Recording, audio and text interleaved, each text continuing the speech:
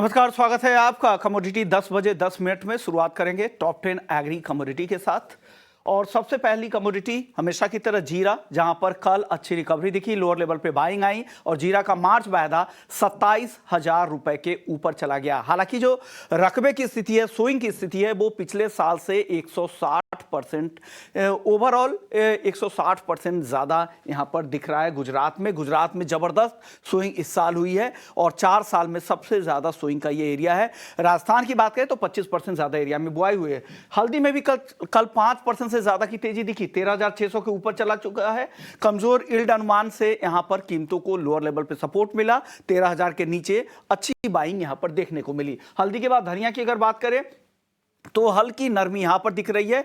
अप्रैल का active contract है 7,700 रुपए के आसपास है, हल्की नरमी दिख रही है। ग्वारसीड और ग्वारगम इन दोनों काउंटर में थोड़ी खरीदारी आने के बाद अब यहां पर दायरे में कारोबार हो रहा है। 10,800 के आसपास ग्वारगम है, एक्सपोर्ट मांग बेहतर है। ग्वारसीड की अगर बात करें तो अराइवल्स अब धीरे धीरे कम हो रहे हैं और ऐसा माना जा रहा है कि 20 जनवरी तक जो किसानों के अराइवल्स होंगे वो काफी हद तक खत्म हो जाएंगे। अब स्टॉकिस्ट के माल फिर उसके बाद आने शुरू होंगे, तो अराइवल्स का जो प्रेशर था वो अब यहां से छंट चुका है, तो यहां से तेजी की उम्मीद यहां पर ग्वारसीड में दिख रही है। अब आगे कुछ और काउंटर कैस्टर, जहां पे हाजिर डिमांड कमजोर है लेकिन वायदा में भाव बहुत ही सीमित दायरे में कारोबार हो रहा है, 5,650 के आसपास। कैस्टर के बाद सनफ्लावर की बात अगर करें तो 847 के आसपास। हाल की तेजी के बाद कल हल्की मुनाफा वसूली एनसीडीएक्स क्रूड सनफ्लावर ऑयल के काउंटर में देखने को मिला। अब बात करते हैं कपास की और कपास खली की। कपास खली की बात करें तो 2700 के नीचे है, मामूली गिरावट यहां पर दिख रही है। फरवरी में कॉन्ट्रैक्ट का यह भाव है 2700 के नीचे अभी ट्रेड हो रहा है। वहीं कपास एनसीडीएक्स कपास का वायदा 1535 रुपए के करीब है। मांग बेहद कमजोर है, घरेलू मांग भी कमजोर है, एक्सपोर्ट डिमांड भी कमजोर है, भाव बेहद ही सीमित दायरे में कारोबार कर रहा है। आखिरी काउंटर मेंथा, जहां पर भी सीमित दायरे में कारोबार हो रहा है, 920 रुपए के नीचे। चलिए अपने मेहमान से आपका परिचय करवा दें। हमारे साथ रवि देवरा हैं, कुवर्जी ग्रुप से हेड ऑफ रिसर्च भी हैं, फंड मैनेजर भी हैं। शुक्रिया रवि जी, आपने वक्त निकाला। शुरुआत जीरे से करेंगे। क्या लग रहा है सर, जीरे में 2700 के आसपास है, जीरा का मार्च वायदा खरीदें या बेचे? वहाँ पे थोड़ी स्टेबल मूव देखने को मिल रहा है, पर्टिकुलर लास्ट जो इतनी बड़ी करेक्शन के बाद थोड़ा प्राइसेस 26,000 का सपोर्ट लेके अभी 27,000 के करीब पहुंच चुका है। मुझे लग रहा है थोड़ी वॉलेटिलिटी रहेगी बट वीकनेस नहीं है। आई थिंक अगर गिरावट मिलती है कल के क्लोज करीब, अगर 26,725 26,800 के करीब एक बार प्राइस मिलता है तो वहां पे आप बाय करें 26,400 के स्टॉप लॉस के साथ। एक शॉर्ट कवरिंग वहां पे 27,400 तक की उम्मीद करनी चाहिए। धनिया में क्या करना चाहिए? धनिया 7,700 के आसपास टिक गया है, उस तरह का एक्शन यहां पे नहीं दिख रहा है। जरूर से वहां पे थोड़ा मार्केट मींस आगे आने वाले अराइवल्स को लेके थोड़ा कंसर्न था, क्योंकि मार्केट ने थोड़ा एस्टिमेट एंड प्राइसेस में जो फंडामेंटल्स है वो डिस्काउंट कर लिए थे, क्योंकि स्विंग काफी कम थी। बट यस, अराइवल्स में भी मुझे लग रहा है कि जिस हिसाब से मार्केट में फिजिकल मार्केट में एक्टिविटीज है, वहां पे अराइवल्स का भी इतना प्राइस पे प्रेशर नहीं पड़ना चाहिए।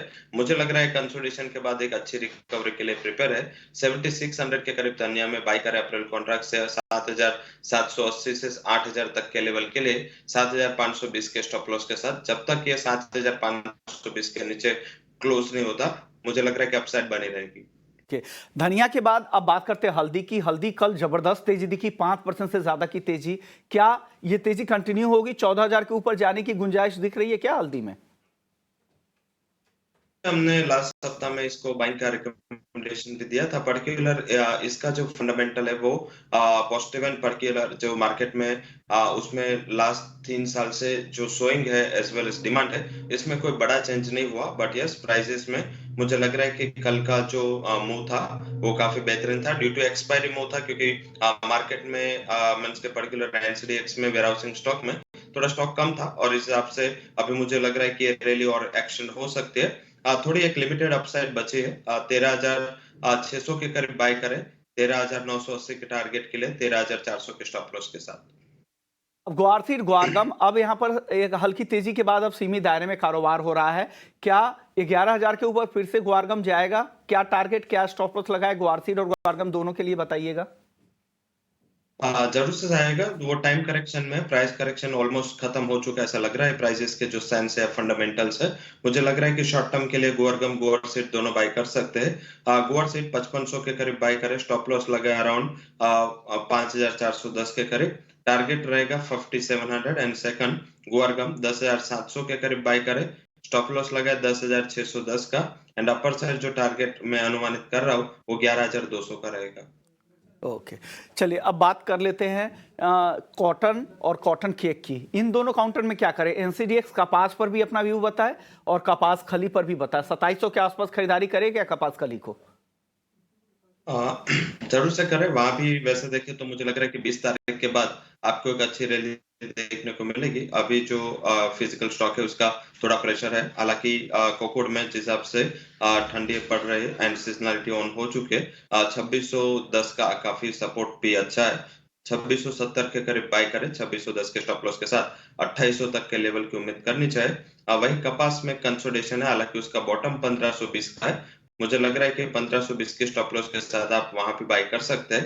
1535 के करीब वायदा चल रहा है, टारगेट 1570 का रहेगा, हालांकि आपको एक वीक का वहां पे होल्डिंग पीरियड होना चाहिए। ओके, अब बात कर लेते हैं नॉन एग्री मार्केट की। गोल्ड और सिल्वर आज दायरे में दिख रहा है, घरेलू बाजार में हल्की नरमी भी है। क्या करना चाहिए आज दिन के लिए गोल्ड सिल्वर में, रवि जी? सिल्वर में एंड गोल्ड में मुझे लग रहा है थोड़ा आज मुनाफा वसूली का प्रेशर हायर लेवल से रह सकता है। Treasury as well as dollar index में आज एक उछाल देखने को मिल रहा है, पर्टिकुलर लास्ट वीक में जब इन्फ्लेशन के डेटा आए उसके बाद जो छुट्टी वाला माहौल था, हिसाब से बॉन्ड यील्ड्स या डॉलर इंडेक्स में इतना मोमेंटम हायर इन्फ्लेशन का नहीं था। शायद आज यूएस ओपनिंग के बाद ये मुझे लग रहा है कि प्रॉफिट बुकिंग और गहरा सकता है। सिल्वर के मार्च कॉन्ट्रैक्ट को बेचे 70,700 के करीब, 72,000 तक के टारगेट के लिए 73,060 का स्टॉप लॉस जरूर से लगाए। और वहीं बात करें तो गोल्ड में भी 62,600 के करीब बेचे, 60,800 के स्टॉप लॉस के साथ 62,120 तक के लेवल वहां पे उम्मीद करनी चाहिए। क्रूड ऑप्शंस में कुछ मौके दिख रहे हैं क्या आपको आज? जरूर से अगर ऑप्शन करना है तो मेरे हिसाब से क्रूड एंड नेचुरल गैस दोनों में आप वहां पे ऑप्शन से थोड़ा बुलिश साइड जा सकते हैं। जियोपॉलिटिकल कंसर्न के हिसाब से वहां पे तेजी टिक सकती है। आई थिंक नेचुरल गैस का जो कॉल ऑप्शन है वहां पे 250 का कॉल ऑप्शन आप बाय करें, स्टॉप लॉस लगाए 6 रुपए का और 25 तक के टारगेट देखने को मिल सकते हैं। वही नेक्स्ट एक्सपायरी का क्रूड का कॉल ऑप्शन 6000 का बाय करें, स्टॉप लॉस लगाए वहां पे 140 का एंड टारगेट रहेगा 289 का। यानी क्रूड और एनजी दोनों में कॉल ऑप्शन खरीदने की सलाह। अब आखिरी सवाल, बेस मेटल्स में आज के लिए कोई टॉप ट्रेड? बेस मेटल्स में थोड़ा सबड्यूट माहौल है, हालांकि कॉपर काफी अच्छा कंसोलिडेशन एंड करेक्शन कर चुका है। मुझे लग रहा है कि वहां पे थोड़ा डिप पे बाय करें 712 के करीब, स्टॉप लॉस लगाए 706, टारगेट 720 का रहेगा। वही एल्यूमिनियम ने कल अपना एक सपोर्ट है वो ब्रेक किया है, वहां पे बिक वाले के मौके लग रहे 280 के करीब बाय सेल करे उसको, 202 के स्टॉप लॉस के साथ 197 का टारगेट रहेगा। शुक्रिया रवि जी वक्त देने के लिए। तो ये तो बात हुई कमोडिटी मार्केट में कमाई की, लेकिन अब चलते हैं इक्विटी मार्केट के एक्शन के लिए। वहां पे कहां पे कमाई के मौके दिख रहे हैं जानते हैं।